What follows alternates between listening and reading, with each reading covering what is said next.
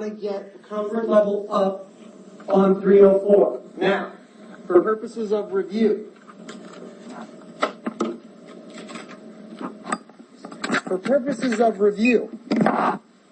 what kind of 304 transaction will be on the exam? Brother, sister.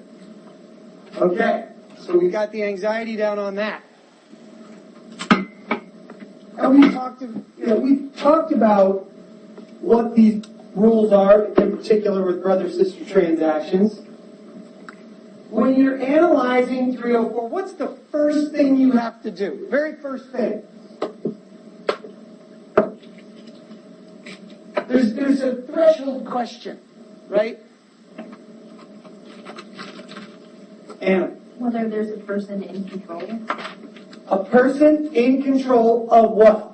You're there. Just finish it off for me. Two corporations. Two corporations. So if you recall, the last time we were here, I just drew a big chain. Okay?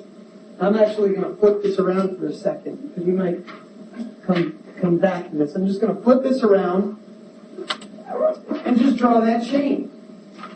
Actually, you know what? I'm lazy. I'm not going to draw that chain. I'm going to flip on the slides.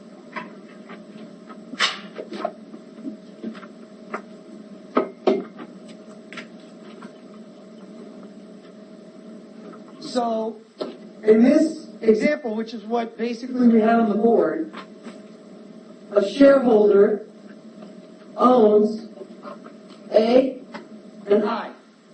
Acquiring, issuing. Remember, I say issuing target.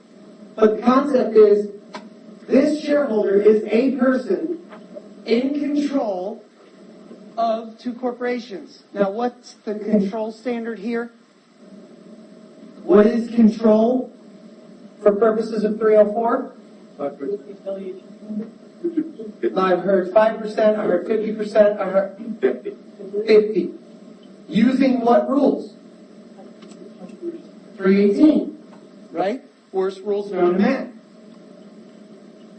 But it's control, 50%. Now, Paul, you said 5%. I know what you meant. But what's that 5% rule? You said control was 5%. For purposes of determining control and 318, the rules are modified from 50. Attribution rules are modified so that certain rules going up and down that say you have to have 50% ownership, they get modified down to what percent?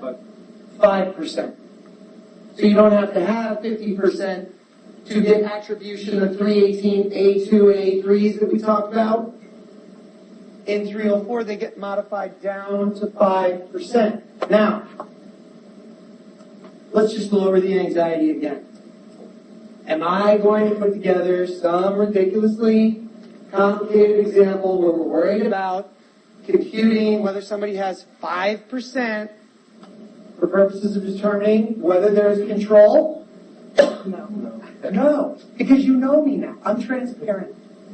Okay? That is too hard. I will make mistakes.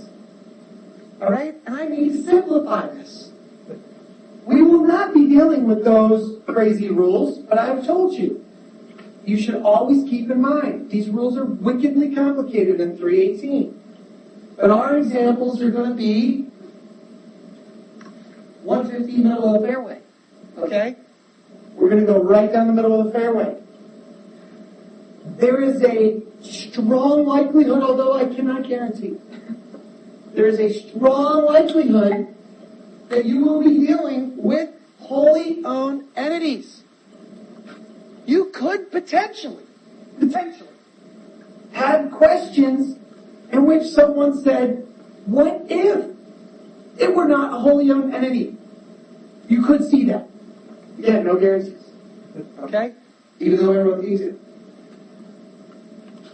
So, it's a situation where the base case that it is likely for you to see is wholly owned entities, which could get modified for purposes of saying, give me the answer in this situation.